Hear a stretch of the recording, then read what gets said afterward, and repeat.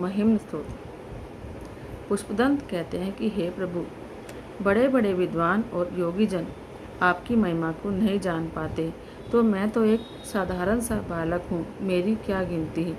लेकिन क्या आपके महिमा को पूर्णतया जाने बिना आपकी स्तुति नहीं हो सकती? मैं ये नहीं मानता, क्योंकि अगर ये सच है तो फिर ब्रह्मा की स्तुति भी व्यर्थ कहलाएगी। मैं तो ये मानता हूँ कि सबको अपनी मति अनुसार स्तुति करने का अधिकार है।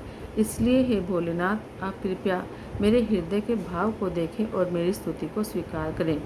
आपकी व्याख्या न तो मन न ही वचन द्वारा संभव है। आपके संदर्भ में वेद भी अचंभित हैं और नेति नेति का प्रयोग करते हैं, अर्थात ये भी नहीं और वो भी नहीं। आपकी महिमा और आपके स्वरूप को पूर्णतया जान पाना असंभव है, लेकिन जब आप साकार रूप में प्रकट होते हो तो आपके भक्त आपके स्वरूप का वर्णन करते हुए थकते नहीं। ये आपके प्रति उनके प्यार और पूज्य भाव का परिणाम है। हे वेद और भाषा के सृजक, आपने अमृतमय वेदों की रचना की है। इसलिए जब देवों के गुरु बृहस्पति आपकी स्तुति करते हैं तो आपको कोई आश्चर्य नहीं होता। मैं भी अपनी मति के अनुसार आपके गुणों का अनुवाद करने का प्रयास कर रहा हूँ। मैं मानता हूँ कि इससे आपको कोई आश्चर्य नहीं होगा, मगर मेरी वाणी इससे अधिक पवित्र और लाभान्वित अवश्य होगी। आप इस सृष्टि के सृजनहार हैं, पालनहार हैं और विसर्जनकार हैं। इस प्रकार आपके 3 स्वरूप हैं, ब्रह्मा, विष्णु और महेश, तथा आप में 3 गुण हैं, सत्व, रज और तम। वेदों में इसके बारे में वर्णन किया गया है, फिर भी अज्ञानी लोग इसके बारे में उटपटांग बातें करते हैं। ऐसा करने से भले ही उन्हें संतुष्टि होती हो, लेकिन यथार्थ में वे आपसे मुंह नहीं मोड़ सकते। मूर्ख लोग अक्सर तर्क करते रहते हैं कि ये सृष्टि भी रचना कैसे हुई, किसकी इच्छा से हुई, किन वस्तुओं से उसे बनाया गया इत्यादि। उनका उद्देश्य लोगों में भ्रांति पैदा करने के अलावा कुछ भी नहीं है। सच पूछो तो ये सभी प्रश्नों के उत्तर आपकी दिव्य शक्ति से जुड़े हैं और मेरी सीमित बुद्धि से उसे व्यक्त करना असंभव है। हे प्रभु, आपके बिना ये सब लोग, सप्तलोक, भू भुवः स्वः मह जनः तपः सत्य का निर्माण क्या संभव है? इस जगत का कोई रचयिता न हो, ऐसा क्या संभव है? आपके अलावा इस सृष्टि का निर्माण भला कौन कर सकता है? आपके अस्तित्व के बारे में केवल मूर्ख लोगों को ही शंका हो सकती है। हे परमपिता, आपको पाने के लिए अनगिनत मार्ग हैं, सांख्य मार्ग, वैष्णव मार्ग, शैव मार्ग, वेद मार्ग आदि।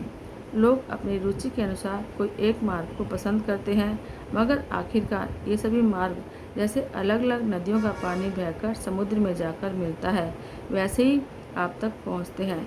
सचमुच किसी भी मार्ग का अनुसरण करने से आपकी प्राप्ति हो सकती है। आपके भ्रुकुटी के इशारे मात्र से सभी देवगण ऐश्वर्य और संपदाओं का भोग करते हैं, पर आपके स्वयं के लिए सिर्फ कुल्हाड़ी, बैल, व्याघ्र चर्म, शरीर पर भस्म और हाथ में खोपड़ी है। इससे यह फलित होता है कि जो आत्मानंद में लीन रहता है वो संसार के भोग पदार्थों में नहीं फंसता। इस संसार के बारे में विभिन्न विचारकों के भिन्न भिन्न मत हैं। कोई इसे नित्य जानता है तो कोई इसे अनित्य समझता है। लोग जो भी कहें, आपके भक्त तो आपको हमेशा सत्य मानते हैं और आपकी भक्ति में आनंद पाते हैं। मैं भी उनका समर्थन करता हूँ, चाहे किसी को मेरा ये कहना रिश्ता लगे, मुझे उसकी परवाह नहीं। जब ब्रह्मा और विष्णु के बीच विवाद हुआ कि दोनों में से कौन बड़ा है, तब आपने उनकी परीक्षा करने के लिए अग्नि स्तंभ का रूप लिया। ब्रह्मा और विष्णु दोनों ने स्तंभ को अलग अलग छोर से नापने की कोशिश की, मगर वे सफल ना हो सके। आखिरकार अपनी हार मानकर उन्होंने आपकी स्तुति की, जिससे प्रसन्न होकर आपने अपना मूल रूप प्रकट किया। सचमुच अगर कोई सच्चे दिल से आपकी स्तुति करे और आप प्रकट न हो, ऐसा कभी हो सकता है क्या?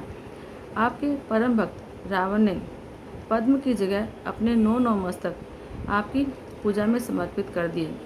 जब वो अपना 10वां मस्तक काटकर अर्पण करने जा रहा था, तब आपने प्रकट होकर उसको वरदान दिया। इस वरदान की वजह से ही उसकी भुजाओं में अटूट बल प्रकट हुआ और वह तीनों लोकों में शत्रुओं पर विजय पाने में समर्थ रहा। ये सब आपकी दृढ़ भक्ति का ही नतीजा है। आपकी परम भक्ति से रावण अतिरिक्त बल का स्वामी बन बैठा, मगर इससे उसने क्या करना चाहा? आपकी पूजा के लिए हर रोज कैलाश जाने का श्रम बचाने के लिए कैलाश को उठाकर लंका में गाड़ देना चाहा। जब कैलाश उठाने के लिए रावण ने अपनी भुजाओं को फैलाया तब पार्वती भयभीत हो उठी। उन्हें भयमुक्त करने के लिए आपने सिर्फ अपने पैर का अंगूठा हिलाया तो रावण जाकर पाताल में गिर गया और वहाँ भी उसे स्थान नहीं मिला। सचमुच जब कोई आदमी अनधिकृत बल या संपत्ति का स्वामी बन जाता है तो उसका उपभोग करने में विवेक खो देता है। आपकी कृपा मात्र से ही बानासुर दैत्य इंद्रादि देवों से भी अधिक ऐश्वर्यशाली बन गया और तीनों लोकों पर राज्य किया। हे ईश्वर, जो मनुष्य आपके चरण में श्रद्धा भक्ति पूर्वक शीश रखता है उसकी उन्नति और समृद्धि निश्चित है। जब समुद्र मंथन हुआ तब अन्य मूल्यवान रत्नों के साथ महाभयानक विष भी निकला जिससे समय सृष्टि का विनाश हो सकता था। आपने बड़ी कृपा करके उस विष का पान किया। विष पान करने से आपके कंठ में नीला चिन्ह बन गया और आप नीलकंठ कहलाए। परंतु हे प्रभु, क्या ये आपको कुरूप बनाता है? कदापि नहीं। ये तो आपकी शोभा को बढ़ाता है और भी बढ़ाता है। जो व्यक्ति औरों के दुख दूर करता है उसमें अगर कोई विकार भी हो तो वह पूजा का पात्र बन जाता है। कामदेव के बारे कभी कोई नहीं बच सकता, चाहे वो मनुष्य हो, देव हो या दानव हो। पर जब कामदेव ने आपकी शक्ति को समझे बिना आपकी ओर अपने पुष्प बाण को चलाया तो आपने उसे तत्क्षणी भस्म कर दिया। शेष जनों के अपमान का परिणाम हितकर नहीं होता। जब संसार के कल्याण हेतु आप तांडव करने लगते हैं तब समग्र सृष्टि भय के मारे कांप उठती है। आपके पद प्रहार से पृथ्वी अपना अंत समीप देखती है। ग्रह नक्षत्र भयभीत हो उठते हैं। आपकी जटा के स्पर्श मात्र से स्वर्ग लोक में व्याकुल हो जाते हैं। आपकी भुजाओं के बल से बैकुंठ में खलबली मच जाती है। हे महादेव, आश्चर्य ही है कि आपका बल अतिशय कष्टप्रद है। गंगा नदी जब मंदाकिनी के नाम से स्वर्ग से उतरती है तब नभोमंडल में चमकते हुए सितारे की तरह से उसका प्रभाव अत्यंत आकर्षक दिखाई देता है, मगर आपके सिर पर सिमट जाने के बाद तो वह एक बिंदु के समान दिखाई पड़ती है। बाद में जब गंगा जी आपकी जटा से निकलती है और भूमि पर बहने लगती है तब बड़े बड़े द्वीपों का निर्माण करती है। ये आपके दिव्य और महिमावान स्वरूप का ही परिचायक है। आपने तारकासुर के पुत्रों द्वारा रचित 3 नगरों का विध्वंस करने हेतु पृथ्वी को रथ, ब्रह्मा को सारथी, सूर्य चंद्र को 2 पहिए, मेरु पर्वत का धनुष बनाया और विष्णु जी का बाण लिया। हे शंभु, इस बड़े प्रयोजन की क्या आवश्यकता थी? आपके लिए तो संसार मात्र का विलय करना छोटी सी बात है। आपको किसी सहायता की क्या आवश्यकता? आपने तो केवल अपने नियंत्रण में रही शक्तियों के साथ खेल किया था, लीला की थी। जब भगवान विष्णु ने आपकी सहस्त्र कमलों द्वारा पूजा आरंभ की तो उन्होंने एक कमल कम पाया। तब भक्ति भाव से विष्णु जी ने अपनी एक आँख को कमल के स्थान पर अर्पित कर दिया। उनकी इसी अदम्य भक्ति ने सुदर्शन चक्र का स्वरूप धारण कर लिया, जिसे भगवान विष्णु संसार की रक्षा के लिए उपयोग करते हैं। हे प्रभु, आप तीनों लोग स्वर्ग, पृथ्वी और पाताल की रक्षा के लिए सदैव जागृत रहते हैं। यज्ञ की समाप्ति होने पर आप यज्ञकर्ता को उसका फल देते हैं। आपकी उपासना और श्रद्धा बिना किया गया कोई कर्म फलदायक नहीं होता। यही वजह है कि वेदों में श्रद्धा रखे और आपको फलदाता मानकर हर कोई अपने कार्यों का शुभारंभ करते हैं। यद्यपि आपने यज्ञ कर्म और फल का विधान बनाया है, तथापि जो यज्ञ शुद्ध विचारों और कर्मों से प्रेषित न हो, उसकी अवहेलना करने वाला हो, उसका परिणाम कदाचित विपरीत और अहितकर ही होता है। इसलिए दक्ष प्रजापति के महायज्ञ को, जिसमें स्वयं ब्रह्मा और अनेकानेक देवगण और ऋषि मुनि सम्मिलित हुए, आपने नष्ट कर दिया, क्योंकि उसमें आपका सम्मान नहीं किया गया। सचमुच भक्ति के बिना किए गए यज्ञ किसी भी यज्ञकर्ता के लिए हानिकारक सिद्ध होते हैं। एक बार प्रजापति ब्रह्मा अपनी पुत्री पर ही मोहित हो गए। जब उनकी पुत्री ने हिरनी का रूप धारण करके भागने की कोशिश की तो कामातुर ब्रह्मा भी हिरण वेश में उसका पीछा करने लगे। हे शंकर, तब आपने व्याघ्र स्वरूप में धनुष बाण ले ब्रह्मा को मार भगाया। आपके इस रौद्र रूप से भयभीत ब्रह्मा आकाश दिशा में अदृश्य अवश्य हुए, लेकिन आज भी वह आपसे भयभीत हैं। जब कामदेव ने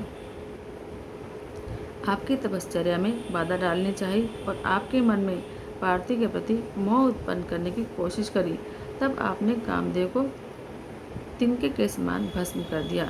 अगर तत्पश्चात भी पार्वती ये समझती हैं कि आप उन पर मोहित हैं क्योंकि आपके सिर का आधा हिस्सा उनका है, तो ये उनका भ्रम होगा। सच पूछो तो हर युवती आपकी सुंदरता पर मोहित है।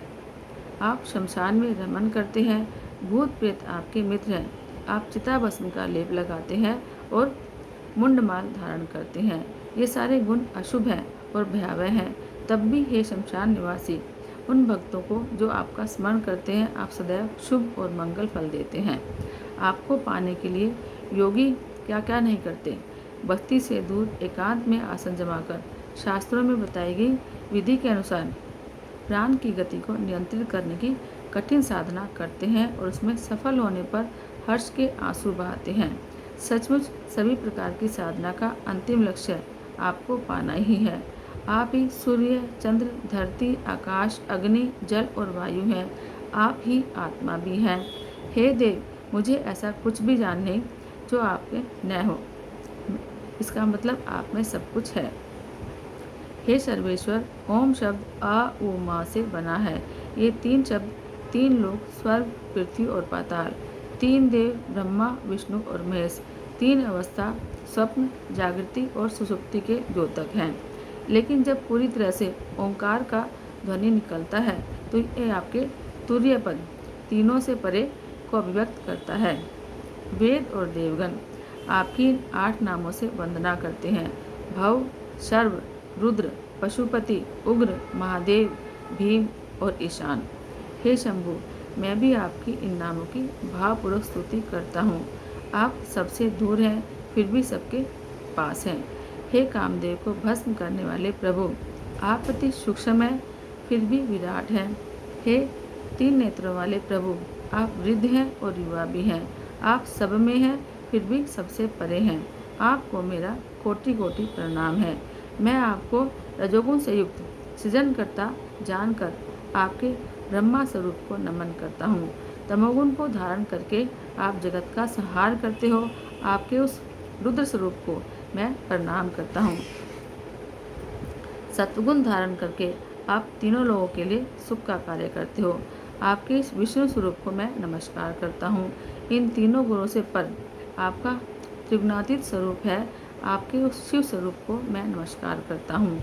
मेरा मन शोक, मोह और दुख से संतप्त और क्लेश से भरा पड़ा है। मैं दुविधा में हूँ कि ऐसी भ्रमित मन वाले मैं आपके दिव्य और अपरंपार महिमा का गान कैसे कर पाऊँगा। फिर भी आपके प्रति मेरे मन में जो भाव और भक्ति है उसे अभिव्यक्त किए बिना मैं नहीं रह सकता। अतः इस स्तुति की माला आपके चरणों में अर्पित करता हूँ।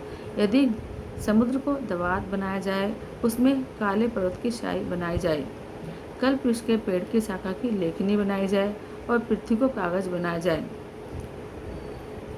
और स्वयं ज्ञान स्वरूप माँ सरस्वती दिन रात आपके गुणों का वर्णन करें, तो भी आपके गुणों की पूर्णतः व्याख्या करना संभव नहीं है। आप सुर असुर मुनियों के पूजनीय हैं।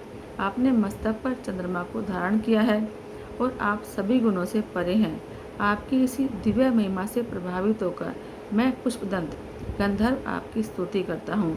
पवित्र और भक्ति भावपूर्ण हृदय में जो मनुष्य इस स्तोत्र का नित्य पाठ करेगा तो वो पृथ्वी लोक में अपनी इच्छा के अनुसार धन, पुत्र, आयुष्य और कीर्ति को प्राप्त करेगा। इतना ही नहीं, देह त्यागने के बाद वो शिव लोक में गति पाकर शिव तुल्य शांति का अनुभव करेगा। शिव महिम स्तोत्र के पठन से उसकी सारी लौकिक और पारलौकिक इच्छाएं पूरी होंगी। शिव से श्रेष्ठ कोई देव नहीं, शिव महिम स्तोत्र से श्रेष्ठ कोई स्तोत्र नहीं है। भगवान शंकर के नाम से अधिक महिमावान कोई मंत्र नहीं है और ना ही गुरु से बढ़कर कोई पूजनीय तत्व है। शिव महिम स्तोत्र का पाठ करने से जो फल मिलता है वो दीक्षा या दान देने से, तप करने से, तीर्थाटन करने से, शास्त्रों का ज्ञान पाने से और यज्ञ करने से भी कहीं अधिक है। पुष्पदंत गंधर्वों का राजा चंद्रमौलेश्वर शिवजी का परम भक्त था, मगर भगवान शिव के क्रोध की वजह से वह अपने स्थान से गिर गया। महादेव को प्रसन्न करने के लिए उसने ये शिव महिम स्तोत्र की रचना की है। जो मनुष्य अपने दोनों हाथों को जोड़कर भक्ति भावपूर्ण हृदय से इस स्तोत्र का पठन करेगा तो वह स्वर्ग मुक्ति देने वाले देवताओं और मुनियों के पूज्य और किन्नरों के प्रिय ऐसे भगवान शंकर के पास अवश्य जाएगा। पुष्पदंत द्वारा रचित यह स्तोत्र अमोघ और निश्चित फल देने वाला है। पुष्पदंत गंधर्व द्वारा रचित भगवान शिव के गुणों के अनुवाद से भरा हुआ मनमोहक, अनुपम और पुण्य प्रदायक स्तोत्र यहाँ पर संपूर्ण होता है। वाणी के माध्यम से की गई मेरी यह पूजा आपके चरण कमलों में समर्पित है। कृपया इसका स्वीकार करें और अपनी प्रसन्नता मुझ पर बनाए रखें। हे शिव, आपके वास्तविक रूप को मैं नहीं जानता, लेकिन आप जैसे भी हैं, जो भी हैं, मैं आपको प्रणाम करता हूँ। जो इस स्तोत्र का दिन में 1, 2 या 3 बार पाठ करता है, वह सब प्रकार के पाप से मुक्त हो जाता है और शिवलोक को प्राप्त करता है। पुष्पदंत के कमल रूपी मुख से निकला हुआ पाप का नाश करने वाला भगवान शंकर की अतिशय प्रिय यह स्तुति का जो पाठ करेगा, गान करेगा या सिर्फ उसे अपने स्थान में रखेगा, तो भोलेनाथ शिव उस पर अवश्य कृपा बनाए रखेंगे। हर हर महादेव।